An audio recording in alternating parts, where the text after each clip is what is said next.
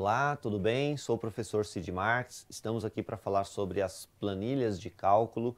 Hoje o nosso tema é Microsoft Excel e a gente está trabalhando com a parte estrutural do programa, onde a gente aprende a inserir os dados, de que maneira que eu observo como que eu trabalho com isso, tá certo? Então vamos direto ao programa para que a gente possa visualizar, por exemplo, a estrutura dele como um todo, ou seja, já dentro do meu trabalho, tá certo? Então vamos visualizar a nossa primeira tela aqui, ó. A nossa primeira tela, ela fala sobre o seguinte, sobre as guias que a gente encontra dentro de um programa. O Microsoft Excel, ele foi desenvolvido nas novas versões a partir de guias e não de menus.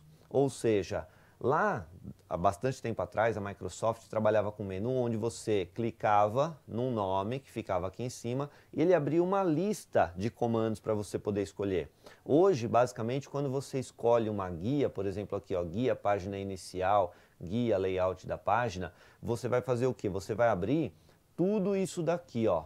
Ou seja, a guia página inicial, que ela está ativa, ó, dá para você perceber que ela está ativa, porque ela tem aqui a parte aberta, enquanto as outras estão todas fechadas. Ou seja, todos os comandos que você está visualizando aqui, ó, todos eles fazem parte da guia página inicial. E observa que esses comandos, eles são separados em grupos. Ou seja, se você observar, eu tenho aqui, ó, o grupo chamado área de transferência, eu tenho o grupo chamado fonte, eu tenho o grupo chamado alinhamento, tenho o grupo chamado número e assim sucessivamente até o final, ó. Cada divisão dessa, você tem essa risca aqui, ó, que ele representa a divisão de grupos. Por que eu estou dizendo isso? Porque algumas bancas, quando elas fazem questões sobre um programa, às vezes ela não quer saber sobre o resultado do programa, sobre aquilo que você faz, sobre a fórmula e tal. Ela quer saber o seguinte, se você conhece o caminho que se utiliza para chegar até determinado comando. Vamos pegar um exemplo? Todo mundo sabe, por exemplo, que eu posso fazer alinhamentos, ó. Alinhar à esquerda, alinhar ao centro, alinhar à direita da célula. Ou seja, quando eu digito uma informação, ela pode ser alinhada dentro da célula, tá certo? Então, onde fica, ou seja, qual é o caminho utilizado para chegar no alinhamento à esquerda? Aí você tem que colocar uma sequência, ó. Guia página inicial, esse é o primeiro passo. Segundo passo, grupo alinhamento. Terceiro passo, o próprio comando alinhar à esquerda. Então você sempre vai ter 3 passos até chegar àquilo que você deseja. Então quando você vai executar um comando, não importa qual seja, você se encontrar ele através de um botão de ferramenta, esse botão vai estar dentro de um grupo que está dentro da guia, onde você vai ter que explicar o caminho. Isso é característica de algumas bancas, tá? De perguntar o caminho. Então ela sempre vai trabalhar assim. Indique a alternativa abaixo que representa o caminho do comando alinhar a célula à esquerda. Aí você vai ter que indicar, como eu disse aqui para vocês, tá certo? E isso, infelizmente, muitos usam o termo decoreba, né? Você tem que decorar, não tem como você fugir disso. É claro que existem algumas lógicas que facilitariam. Por exemplo, ó, página inicial é como se fosse uma apresentação dos principais comandos do programa. Então, quando você fala dos principais, aqueles que você usa mais, normalmente vão estar na página inicial. Mas eu tenho, por exemplo, aqui, ó, a guia inserir, ou seja, quando você vai trazer coisas de fora, como por exemplo, eu quero inserir um gráfico, quero inserir uma imagem, quero inserir, ou seja, você está trazendo coisas de fora, normalmente você vai na guia inserir. Deu para entender que tem uma certa lógica? Não posso dizer que é uma regra, é uma certa lógica. Antigamente, quando eram menus, isso era regra, não tinha jeito. Hoje não, é uma certa lógica, até porque existem comandos que ele pode estar em 2 guias diferentes, como por exemplo, eu tenho comandos de formatação que eu posso encontrar em outro lugar. Então, às vezes não é só numa tela. Por isso, inclusive, que quando a banca pergunta se você tem que fazer exclusivamente dessa forma, a gente tem que tomar cuidado, porque às vezes o comando está em 2 lugares diferentes, ok? Outra dica para você, ó. Observem que as guias, elas têm nomes, esses nomes são padronizados, né? Ou seja, a própria Microsoft que determinou. Só que olha aqui, ó, página inicial, nome no singular. Inserir, nome no singular. Layout da página, nome no singular. Revisão, nome no singular. Exibição, nome no singular. Esses nomes que estão no singular, Eu posso dizer que são guias que eu encontro em todos os programas. Por exemplo, no Microsoft Word eu tenho todas essas guias da mesma forma que você tem no Microsoft Excel. No PowerPoint ele tem as mesmas guias da mesma forma que eu encontro no Excel. Então se cai, por exemplo, uma pergunta de prova, como já ocorreu mais de uma vez, perguntando o seguinte: quais são as guias que são comuns a todos os programas? Aí basta que você observe que são todas as que estão no singular.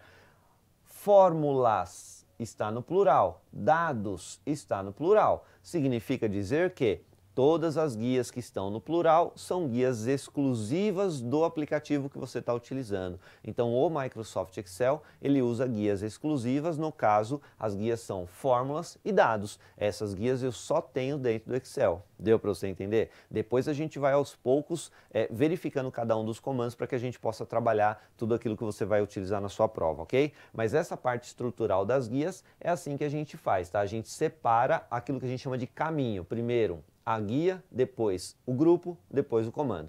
Logo abaixo, a gente vai encontrar aqui, ó, ainda dentro da estrutura do programa, essa área. Aí depois eu tenho essa outra área aqui, ó, onde a gente vai visualizar algumas informações, tá?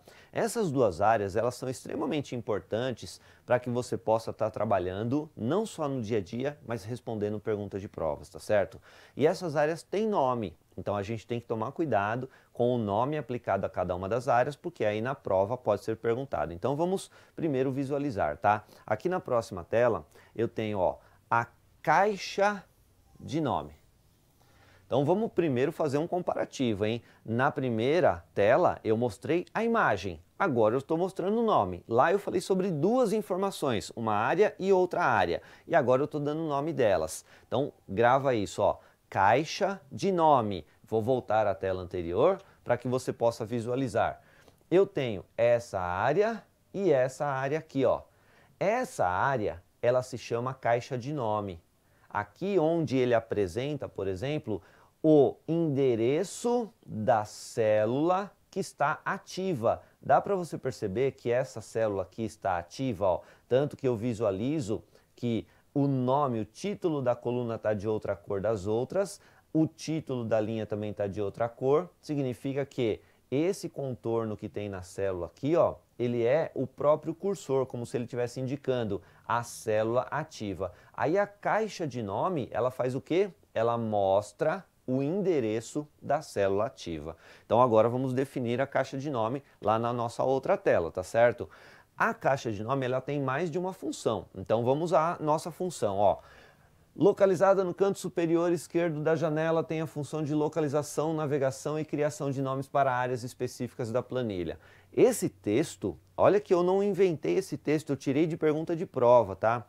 Lá na prova tinha alguma coisa do tipo: o que fica localizado no canto superior esquerdo da janela, que tem a função de localização, navegação e criação de nomes para áreas específicas da planilha? Resposta: a caixa de nome. Então olha como a gente estuda em cima do que a banca cobra, né? As bancas fazem isso, elas dão um enunciado colocando toda a função de uma área específica e agora a gente tem o nome, pergunta e resposta de prova. Deu para você entender? Então aqui, ó, a caixa de nome, agora você sabe o que que é e a definição de onde ela fica. Agora, quais as funções dela? Ela primeiro me mostra onde eu estou. Lembra que quando você tinha a célula A1 selecionada, ele estava mostrando lá o endereço dela? A1 significa onde eu estou. Ou seja, se eu quiser me movimentar, normalmente você faz o quê? Você vai com as setas para cima, para baixo, para a direita, para a esquerda, você vai se movimentando. Você pode usar outras teclas também, como Page Up, Page Down, a tecla End, a tecla Home, ou seja, você vai se movimentar de diversas formas dentro do Excel. Só que vamos supor que você está no A1 e você quer ir para a coluna Z, linha 1000. Daria um trabalho para você chegar até lá, não daria? A caixa de nome te ajuda. Basta que você faça o seguinte, ó.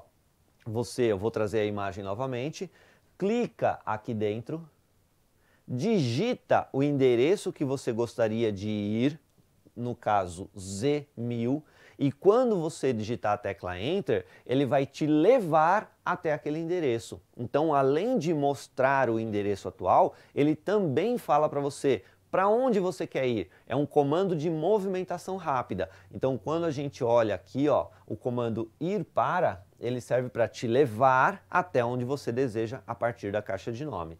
Outra coisa, ó, criar nome para células ou faixa de células. Lembrando que toda célula ela é representada por um nome, por exemplo, A1. Não foi isso que a gente viu lá?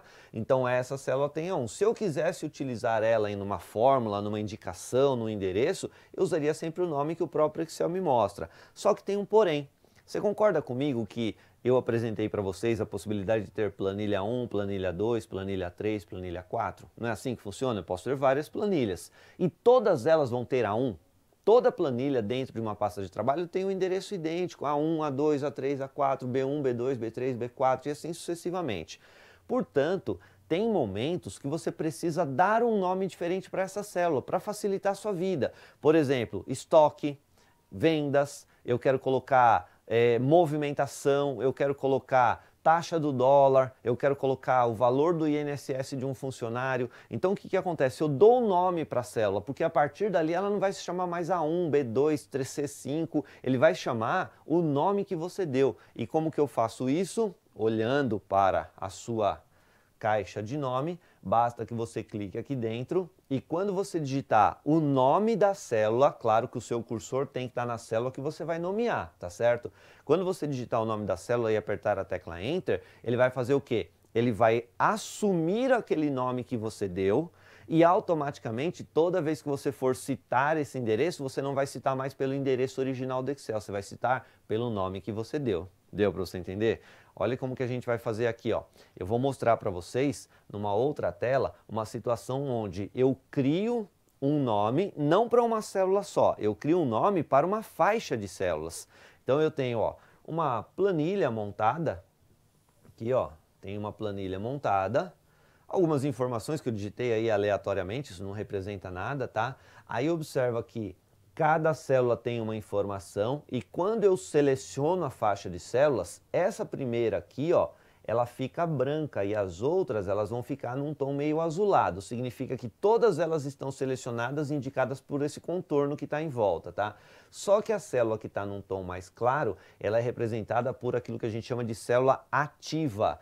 Portanto, o conteúdo que aparece aqui, ó, é o conteúdo da chamada célula ativa. Eu não tenho como mostrar o conteúdo de tudo. Na primeira tela aqui, ó, eu levei o mouse aqui, segurei o botão do mouse e fui arrastando na diagonal aqui, ó, até chegar na última célula. Aí, antes de soltar o botão do mouse, eu printei a tela para que mostrasse o que acontece aqui, ó, onde ele mostra que foram selecionadas 5 linhas e 4 colunas.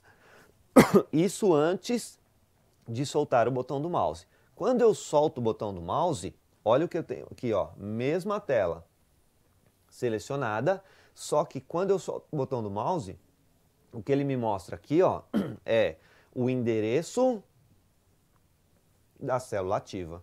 E aqui ele me mostra o conteúdo da célula ativa.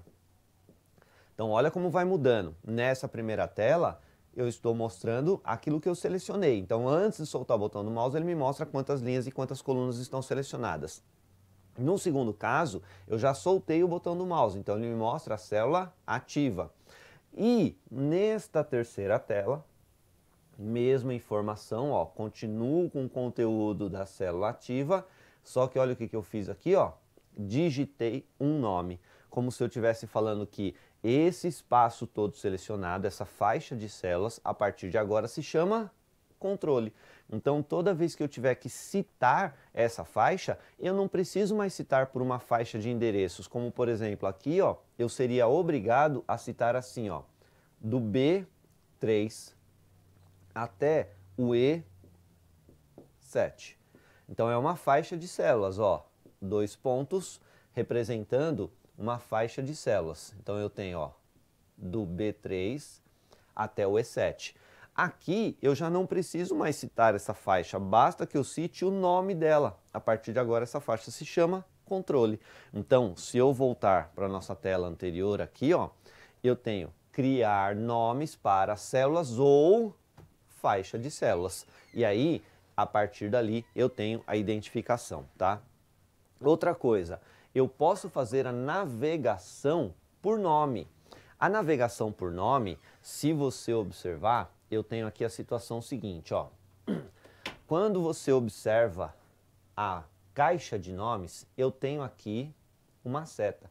E essa seta, ela indicaria quais os nomes que já foram criados para que eu possa navegar. Lembra que eu falei que se eu clicar aqui dentro e digitar um endereço, eu posso ir até ele? Da mesma forma, eu posso clicar e digitar o nome de uma célula. Só que, e se eu esquecer o nome da célula? Aí basta que eu clique na seta, que está aqui à direita, e ele vai me mostrar o nome de todas as células que receberam nomes a partir daquilo que eu trabalhei. Então, ali também serve para aquilo que a gente chama de navegação por nome. Então, esses são as quatro funções da caixa de nome. Mostrar onde eu estou, mostrar para onde eu quero ir, fazer a mudança, né, a criação dos nomes e navegar pelo cursor dos nomes também, tá certo? A partir daqui, a gente tem toda a estrutura dela. Aí, eu quero que vocês vejam a barra de fórmulas. Aqui eu já trouxe para você a barra de fórmulas, tá? Lembra que essa daqui é a caixa de nome, que nós trabalhamos na tela anterior. Só que eu tenho essa outra área, que foi a segunda que eu defini lá na primeira tela. Essa segunda área se chama barra de fórmulas. Só tomem cuidado pelo seguinte, algumas provas as bancas chamam de barra de conteúdo. No próprio Excel, se você apontar o mouse nessa região da tela, ela vai se chamar barra de fórmulas. Só que eu não posso negar a banca. Se a banca chamou de barra de conteúdo, eu tenho que aceitar aquilo que está sendo dito dessa forma. Por quê? Porque dentro dessa barra aqui, ó, observa que no exemplo que eu trouxe, esta é a célula que está selecionada. Coluna E, linha 4. Tanto que ela está sendo identificada aqui, ó, E4. E aqui na própria célula, ele está me mostrando um número 40. Só que na prática esse número 40 é resultado de uma fórmula. A fórmula que indicaria, por exemplo, se eu comprei 63 e o 63 está na coluna C, linha 4.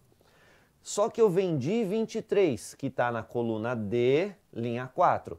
Então a fórmula que foi feita aqui, ó, seria C4, que é o endereço da compra, menos o D4, que é o endereço da venda. Aí o resultado dessa fórmula proporcionou o resultado 40. Então olha como que a gente tem que avaliar isso.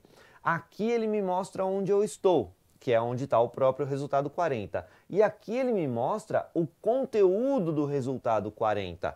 E aqui embaixo, na própria célula, ele me mostra o resultado. Então, ó, pergunta de prova. O que é apresentado na barra de fórmulas? Sempre o conteúdo da fórmula que você está trabalhando. E o que é apresentado na própria célula? O resultado do conteúdo que está digitado dentro dela. Então, a partir daí, você tem toda a estrutura daquilo que você pode trabalhar em relação a resultado, em relação ao conteúdo. Visualmente fica fácil de você trabalhar. Deu para você entender? Agora vamos para a próxima tela, onde eu quero mostrar para vocês uma forma de você inserir os dados, e isso basicamente é só digitação, não tem segredo nenhum, tá certo? Então vamos lá, ó. Observando dentro da planilha que você tem aqui, ó, eu posso digitar números. Qual é a observação que você tem que ter? Observa que todos os números são alinhados à direita.